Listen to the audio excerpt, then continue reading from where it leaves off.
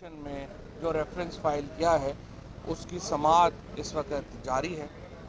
اور attorney general صاحب جو ہیں وہ اپنے دلائل دے رہے ہیں. اس ریفرنس کی طرف میں آؤں گا، لیکن میں سب سے پہلے پاکستان کے عوام کا شکریہ ادا کرنا چاہتا ہوں. کل جس طرح گلگت بلتستان سے لے کے کراچی تک اور کوئٹہ اور چاغی کے پہاڑوں سے لے کر لاہور اور اسلام آباد اور راولپنڈی کے شہروں تک جس طریقے سے عوام نے عمران خان کی قیادت کے اوپر لبیک کہا، جس طرح وہ یہاں پر پہنچے، جتنا ایک عظیم اجتماع کیا، پاکستان کی تاریخ کا سب سے بڑا اجتماع کل اسلام آباد میں ہوا. اور آپ نے دیکھا کہ کل اسلام آباد کے در و دیوار لرزا گئے اس عوام کی قدموں کی دھک سے. پہلے میں نے کہا تھا کہ یہ لوگ جو نو کانفیڈنس کی موو کر رہے ہیں یا جو ووٹ ڈالنے جائیں گے انہیں 10 لاکھ لوگوں میں سے گزر کے جانا پڑے گا. کل کے جلسے کے بعد میں یہ بتا دینا چاہتا ہوں کہ ان لوگوں کو 20 کروڑ لوگوں میں سے گزر کر جانا ہوگا عمران خان کو. جو یہ نو کانفیڈنس کی موو عمران خان کے خلاف کی گئی، ایک عالمی سازش کا حصہ بنتے ہوئے ہمارے لوکل سیاسی پلیئرز نے، جن کا سرغنہ اس وقت مے فیئر اپارٹمنٹس میں بیٹھا ہوا ہے، اس نے یہ بساط بچھائی. یہ عمران خان کے خلاف نہیں ہے، یہ پاکستان کے لوگوں کے خلاف ایک سازش ہے. پاکستان کو ایک مستقل غلامی میں دینے کا ایک پلان ہے جس کو لیڈ یہاں پہ مولانا فضل الرحمان، آصف زرداری اور شہباز شریف جیسے بونے کر رہے ہیں. یہ صرف وہ پتلیاں ہیں جن کے تانے بانے لندن میں بیٹھے ہوئے ایک شخص کے ہاتھ میں ہیں، اور وہ شخص ایک عالمی اسٹیبلشمنٹ کے ساتھ مل کر پاکستان کے خلاف اس سازش میں ملوث ہے. کل وزیر اعظم نے اس عالمی سازش کا ایک ابتدائی جو دپاچہ ہے وہ آپ کے سامنے رکھا ہے. جو وقت گزرتا جائے گا، جو معاملات آگے بڑھیں گے، ہم اس عالمی سازش کے جو باقی معاملات ہیں، جو باقی اوراق ہیں، وہ بھی آپ کے سامنے رکھیں گے. اور آپ دیکھیں گے کہ پاکستان کی ایک سازش عمران خان کے خلاف نہیں ہے، یہ پاکستان کے عوام کے خلاف ہے، پاکستان کو دوبارہ محکوم بنانے کے خلاف ہے. جس طرح سے 1930 اور 1940 میں قائد اعظم محمد علی جناح نے ایک بین الاقوامی استعمار کے خلاف جنگ لڑی، ایسٹ انڈیا کمپنی کے خلاف، ان کے بھی پروردہ مکمل طور پہ یہاں ہندوستان میں بیٹھے تھے. قائد اعظم نے یہ دو رخی لڑائی لڑی تھی، ایک یہاں ہندوستان میں بیٹھے ہوئے پروردہ انٹرنیشنل اسٹیبلشمنٹ کے پروردہ لوگوں کے خلاف، اور ایک انٹرنیشنل اسٹیبلشمنٹ کے اوپر. اسی طرح انہی قدموں کے اوپر چلتے ہوئے آج عمران خان بھی یہ دو رخی لڑائی لڑ رہے ہیں، جہاں پہ وہ ایک مقامی اسٹیبلشمنٹ کے، مقامی جو ایک ہرکارے ہیں انٹرنیشنل اسٹیبلشمنٹ کے، ان کے خلاف وہ جنگ لڑ رہے ہیں، اور ایک انٹرنیشنل اسٹیبلشمنٹ کے خلاف یہ سازش جو ہے اس کو بے نقاب کر رہے ہیں. سپریم کورٹ میں جو آج معاملات زیر بحث ہیں، اور مجھے لگتا ہے کہ ابھی کچھ عرصہ یہ چلیں گے، اس میں اٹارنی جنرل صاحب نے یہ معاملہ رکھا ہے کہ پاکستان ایک پارلیمانی نظام حکومت کا حامل ملک ہے. یہاں پر جو سیاسی جماعتیں ہیں وہ انٹیگرل حصہ ہیں، وہ لازمی حصہ ہیں اس نظام کا. اس کے ہوتے ہوئے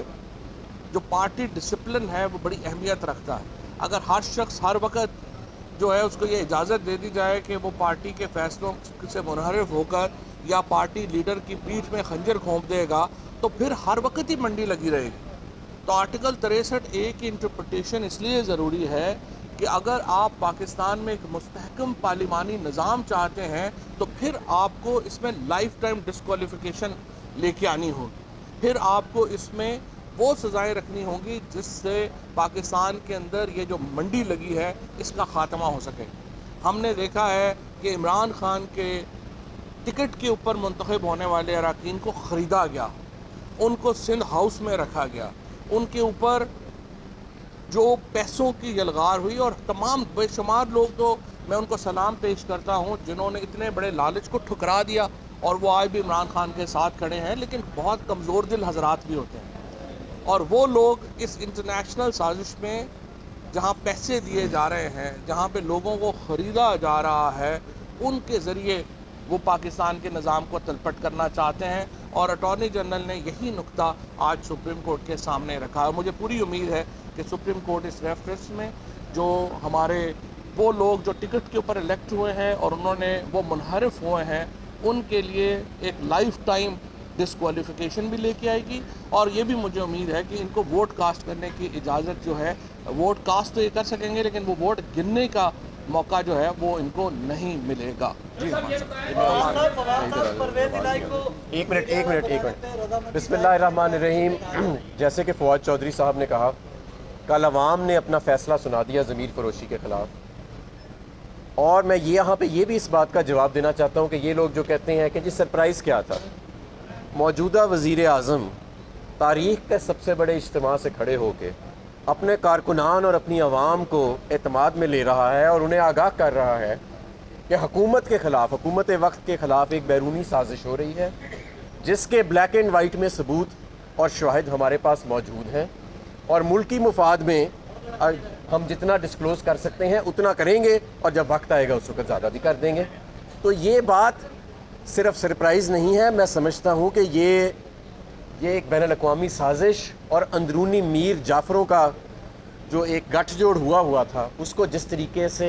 وزیر اعظم عمران خان نے کل بے نقاب کیا ہے، اس سے سب کی آنکھیں کھل جانی چاہیے۔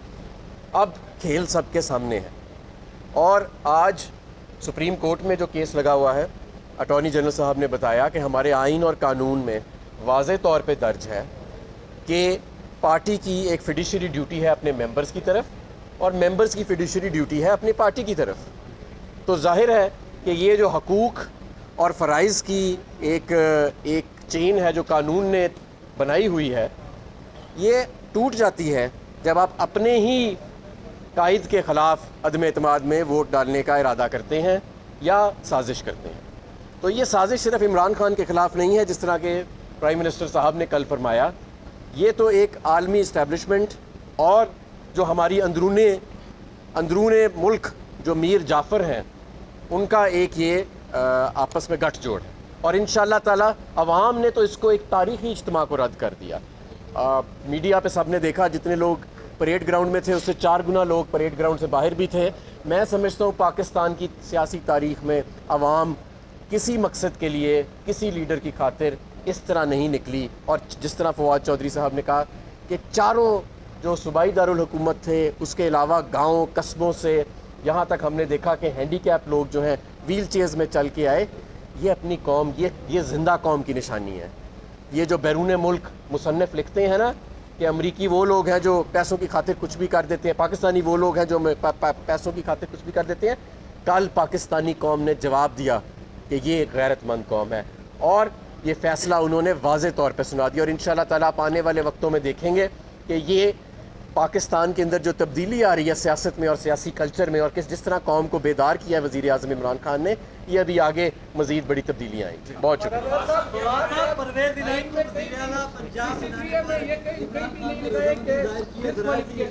دیکھیں، بات یہ ہے کہ پرویز الہی صاحب ہوں، ایم کے ایم ہو، یہ پی ٹی آئی کا حصہ نہیں ہے، یہ ایک آزاد دوسری جماعتیں ہیں، وہ اپنے، اور جب بھی کوئی موقع آتا ہے پولیٹیشنز کے پاس، وہ اپنے آپ کو بڑا کرنے کا سوچتے ہیں اور پلان کرتے ہیں، اور اس میں کوئی قباحت نہیں ہے اگر پی ایم ایل کیو یا باقی جماعتیں جو ہیں وہ اپنے ایک مطالبے رکھیں۔ یہ فیصلہ بہرحال ہم نے کرنا ہے کہ ہم اس کے نتیجے میں ہماری پارٹی کے اوپر کیا اثرات ہوں گے، ہماری سیاست پہ کیا اثرات ہوں گے۔ اب بھی شاہ محمود قریشی صاحب اور اسد عمر صاحب کی ملاقات جو ہے وہ چودھری صاحبان کے ساتھ ابھی ختم ہوئی ہے، اور ابھی جب وہ ابھی وزیر اعظم صاحب کے پاس ابھی ایک میٹنگ ہے جس میں یہ ساری رپورٹ آئے گی، تو اس کے بعد ہم اپنا فیصلہ کریں گے، وہ اپنے مطالبے اپنے رکھیں گے، ہم اپنا حل ان کو دیں گے۔ تو صاحب یہ بتائیں، کلیئر لفظوں میں یہ بتائیں کہ جو خط کل خان صاحب نے لہرایا اور شاہ محمود قریشی صاحب نے کہا کہ اس خط کو ہم نے عسکری قیادت سے شیئر بھی کیا ہے، اس خط کو دیکھنے کے بعد بھی عسکری قیادت غیر جانبدار رہے گی؟ پہلی بات تو میں آپ کو یہ بتاؤں کہ ایک بات تو یقین رکھیے کہ یہ خط وہ نہیں ہے جو 2-3 صحافی इस वक्त लहरा रहे हैं कि हमारे पास भी है। मैं उन सहाफ़ियों को कहूँगा कि एक जो आपको वेल इन्फॉर्म्ड होने के चक्कर में रोज़ाना झूठ बोलने की आदत पड़ गई है, इसको चेंज करें। और कम अज़ कम ये वो सारे लोग हैं जो रिपोर्टिंग से आगे निकल गए हैं, ये जो हमारे यंग रिपोर्टर्स हैं, कम अज़ कम इनसे ट्रेनिंग ले लें। ये जो सीनियर सहाफ़ी बने हुए हैं, इनको मैं ये कहूँगा कि ये जो हमारे यंग रिपोर्टर्स आते हैं ना, ये हमारे उनसे ट्रेनिंग लें कि ख़बर वेरीफाई कैसे करते हैं। ये नहीं कि मुंह उठा के हर वक्त जो है वो सोशल मीडिया के ऊपर दे दें और वो आप उसके ऊपर जो है वो कर दें। जहाँ तक फ़ौज का ताल्लुक़ है, पाकिस्तान की फ़ौज पाकिस्तान के इत्तेहाद की, पाकिस्तान के इंडिपेंडेंस की, पाकिस्तान की जो ख़ुद मुख्तारी है उसकी ज़ामन है। और फ़ौज हर उस जहाँ पे जिस तरह वज़ीर-ए-आज़म इमरान खान ने उस दिन कहा, फ़ौज हर वो फ़ैसला करेगी जो मुल्क के मफाद में होगा। सर 63 में कहीं भी नहीं लिखा है कि डिस्क्वालिफिकेशन, बार बार अदालत में यही जिक्र हो रहा है, उसमें डिसीजन ये इसी के फैसले के लिए आए हुए हैं ना। आर्टिकल अमेंडमेंट होनी चाहिए बजाय ये नहीं, आर्टिकल 186 में रेफरेंस है, वो अदालत फैसला करे। इमरान खान ने कमालिया में जलसे से खिताब करते हुए कहा इलेक्शन कमीशन बिक गया, हाँ। नवाज शरीफ जजेस को साथ मिला रहा है, तो अगला नंबर पहला दो पे मौका बच्चा, क्या समझते हैं पहला कि मौका नहीं है जीतने वाली है आइंदा? पहला मौका नहीं है कि जजेस का जो डिवीज़न है उसके ऊपर PMLN ने एक्सप्लॉइट किया हो। बहुत सारे आप में से जो नौजवान हैं उन्होंने शायद वो सजाद अली शाह साहब की जो किताब है वो नहीं पढ़ी होगी, court room in the glass house. आप ज़रा पढ़ें और आप देखें कि रफ़ीक तारड़ को कैसे इस्तेमाल किया गया जजों के लिए, और इस फेंस को फलंगा गया। और ये फेंस पहले हमला किया गया, फिर जजों को ख़रीदा गया, फिर उनके लिए बैग भेजे गए, और फिर सारा वो जो कोयटा का मामला है। और ये हम नहीं कह रहे, जस्टिस सजाद अली शाह साहब ने अपनी किताब में ये सारे मामलात जो हैं वो लिखे हैं। और ये जो इनको इदारों के साथ साजिशें करने की आदत है नून लीग की, ये BMW जो की चेन दिए गए, ये हमने नहीं दिए हुए, ये नवाज शरीफ की एक हिस्ट्री है। और जो लोग भी पॉलिटिकल रिपोर्टिंग करेंगे, मैं उनसे कहूँगा कि वो नवाज शरीफ की हिस्ट्री को ज़रूर पढ़ें। मैं यहाँ पे एक बात ऐड करना चाहूँगा कि मुस्लिम लीग नून की ये रवायत है कि पहले अदारों पे हमला करते हैं, उनके अफराद पे, ऑनरेबल अफराद पे हमला करते हैं, उनको एक ऑर्गेनाइज्ड नैरेटिव के ज़रिए, एक ऑर्गेनाइज्ड कैंपेन के ज़रिए उनको मुतनाज़े पहले ख़ुद बनाते हैं और फिर खुद ही पीछे हट के कहते हैं कि देखो ये तो मुतनाज़े है, और फिर उनसे मराद लेने की कोशिश करते हैं। लेकिन जैसे कि मैं पहले कह चुका हूँ कि एक दो बार तो ऐसे हो सकता है, लेकिन हर बार आप हर बंदे को बेवकूफ़ नहीं बना सकते। अब ये साजिश नहीं चलनी है। फवाद साहब, कल शाहज़ैन बुगटी चले गए और उन्होंने कहा कि हमें जो बलूचिस्तान के लिए हमने तरक्याती बजट मांगे थे वो नहीं मिल रहे, इस पर आप क्या कहें? पता नहीं तरक्याती बजट किसके लिए मांग रहे थे, लेकिन बहरहाल ये है कि ये जो आने जाने का सिलसिला है, ये 4-5 अप्रैल तक जिस दिन वोटिंग होनी है उससे 1 घंटा पहले तक जारी रहेगा। सो कोई घबराए ना कि कोई आ गया या चला गया। कल वज़ीर आज़म ने